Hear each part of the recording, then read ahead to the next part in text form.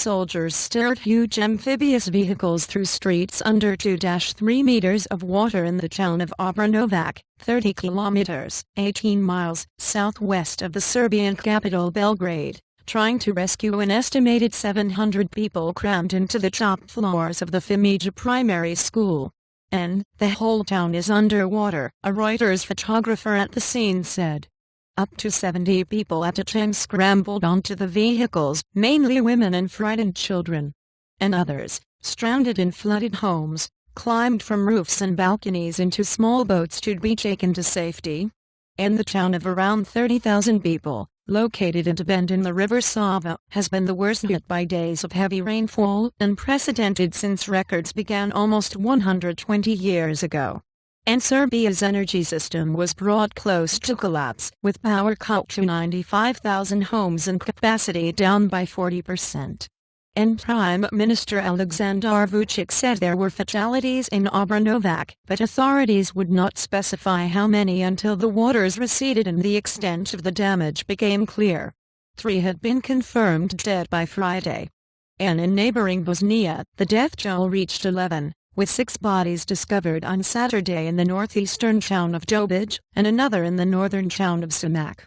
And in Sabac in western Serbia, thousands of volunteers joined soldiers, police and firefighters working through the night to build sandbag flood defenses against the rising waters of the Sava.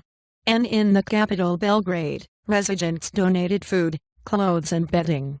Police appealed for more boats. A steady rain fell on Saturday and more was forecast for Sunday. And wait and hope, and now we have to sit and wait, to wait for that next wave and to hope, Vucic told a joint news conference with Bosnian Serb leader Milorad Dodik. And of the Bosnian death toll, Dodik said, "I'm afraid that won't be the end." And in the Bosnian border town of Bjelovina, authorities said they would evacuate 10,000 people. More than 15,000 have already been evacuated in Serbia. And we left behind the car, motorcycle, tools, all our furniture, valuables, said Dragan Ilic, an Obrenovac resident evacuated to a shelter in Belgrade. And we just grabbed our mobile phones and left. All our rides were left behind. The whole house is underwater. And another evacuee from Obrenovac at the shelter, a student who gave her name as Katarina, said she was worried about her uncle. I last spoke to him at around 11:0500 ET yesterday, and since then I have no information on where he is or what he is doing, she said. I only know that it's wet, cold, and there's no electricity or running water.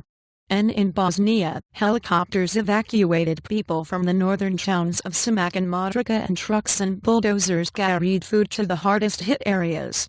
And about 1,000 people, including babies, pregnant women, invalids and elderly, were evacuated from the region of Zeljesno Polje in central Bosnia, where hundreds of homes were destroyed in landslides.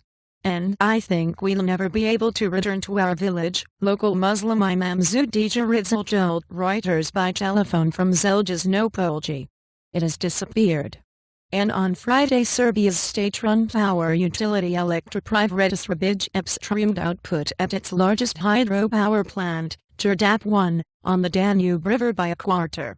And it also closed down 1,650 MW in capacity of its largest coal-fired power plant Nikola Tesla, 10 on top of a 10% cut in total output a day before.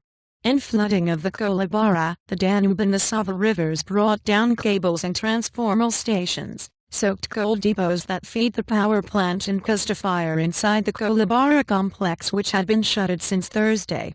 And additional reporting by Darjusito Sucic and Maja Zuvela in Sarajevo, Fedegrulovic in Belgrade, writing by Matt Robinson, editing by Angus McSwan and Rasika Solowski,